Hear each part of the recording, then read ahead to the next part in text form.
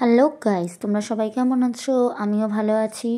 তো আজকে চলো তোমাদের সামনে আরেকটা নতুন রেসিপি নিয়ে চলে এসেছি, পমপ্লেট মাছের। তো এর মধ্যে আমি প্রথমে নুন, হলুদ, জিরে গুঁড়ো, ধনে গুঁড়ো, কাশ্মীরি গুঁড়ো লঙ্কা, আদা রসুন পেস্ট, একটু লেবু রস, পাতিলেবুর রস আর পেঁয়াজ, টমেটো পেস্ট, টক দই সব কিছু দিয়ে ভালো করে মাছগুলোর মধ্যে মাখিয়ে নেব।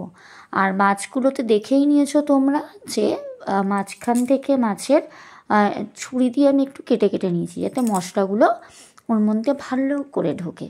তো তোমরাও এইভাবে করে নেবে। দেন ভালো করে মাছগুলোর গায়ে মশলাগুলো মাখিয়ে নেবে।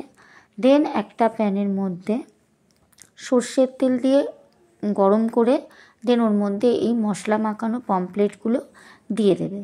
দিয়ে ভালো করে ফ্রাই করবে উল্টে পাল্টে, যতক্ষণ না পর্যন্ত ভালো করে ফ্রাই হচ্ছে। আর দেখবে মশলাগুলো একটু রোস্ট করলে যেরকম কালারটা ঠিক হয়ে যায়, একটু হয়তো পোড়া পোড়া ফ্লেভার লাগবে, বাট ওটাই হলো এটার এই রেসিপিটার মেন ফ্লেভার।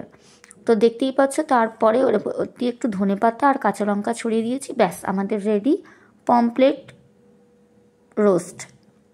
এরপর তোমরা পেঁয়াজ আর লেবুর রস দিয়ে সার্ভ করবে। এটা তোমরা ভাতের সাথেও খেতে পারো বা স্ন্যাক্স হিসাবেও খেতে পারো। ট্রাস্ট মি, খুবই ভালো লাগবে পমপ্লেট রোস্টের টেস্টটা। ট্রাস্ট মি, একবার এইভাবে রেসিপিটা বানিয়ে দেখো।